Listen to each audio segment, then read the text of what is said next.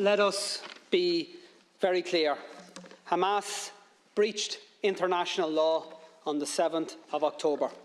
Hamas targeted innocent civilians in the most callous and inhumane manner, and their actions have been rightly condemned by right-thinking people across the world. But we should also be very clear. Israel has breached international law, not just on every day since October the 7th, but virtually every single day for decades. Israel occupies Palestinian land against international law. Israel blockades Palestinian territory against international law. Israel builds and expands illegal settlements against international law. Israel enforces an apartheid system that restricts the movements of Palestinians and denies their fundamental rights against international law. And Israel regularly and systematically attacks and kills Palestinian civilians against international law. So the question that must be answered by all of us in political life is this: how does the world respond to flagrant abuses of international law? When it comes to the horrendous war crimes of Hamas, the response was very clear and very consistent. World leaders queued up to say Israel has the right to defend itself. One after another repeated the words, the great and the good, including our government: Israel has the right to defend itself. Repeated in statement after statement, tweet after tweet, despite the full knowledge that those words have become contaminated. The words "Israel has the right to defend itself" means in practice that Israel takes that right as licence to bombard civilians, to bomb schools, hospitals and other civilian infrastructure. And it has now been taken as licence to enforce the displacement of 1 million people from one end of an open-air prison to another, to deny food, energy, medical supplies to a besieged civilian population, to actually deny them water, to ensure that children, the sick, the disabled, the elderly will literally die of thirst.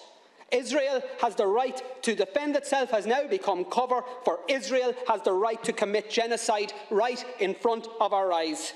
How come we never hear the words "Palestine has the right to defend itself"? Not when a humanitarian flotilla bringing essential supplies to Gaza is met with a military assault and the murder by Israel of 9 unarmed activists. Not when Palestinians march in peaceful protest against a legal blockade and are met again with a military assault and the murder of 300 of them. Not after the countless bombings of Gaza by Israeli forces. Not even when Israel targeted and murdered 4 little Palestinian boys playing football on a beach. And not when Palestinians were dragged from their homes and forced to watch as those homes were destroyed to allow for new illegal Israeli settlements on lands that are clearly defined in international law as part of Palestine. And not after the countless offensive attacks by Israel against the people of Gaza or the West Bank have we or heard anybody in this House or any Western leader utter the words "Palestine has the right to defend itself."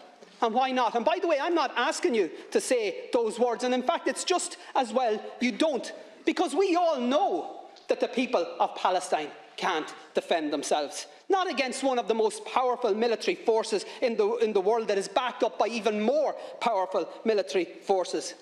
The truth is that the people of Palestine, just like the innocent people of Israel, don't need the international community to tell them that their leaders have the right to inflict more bombings, more pain, more suffering.